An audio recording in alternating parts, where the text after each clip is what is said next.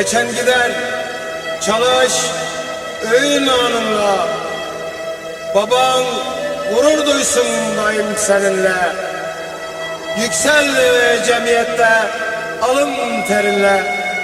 Kimsenin yanında kel olma oğlum. Şayet gün gelir de geçersen başa, fikrin ön safında katıl savaşa. Baş eğme alça, gururla yaşa. Daim merd ol, kula kul olma oğlum. Sömürtme alça fakir insanı. Kuzu postundaki kurtları tanı. Uyanık ol, yurda sokma düşmanı. Aman ha, köpeğe yal olma ha oğlum. Ona gavur, buna Müslüman deme.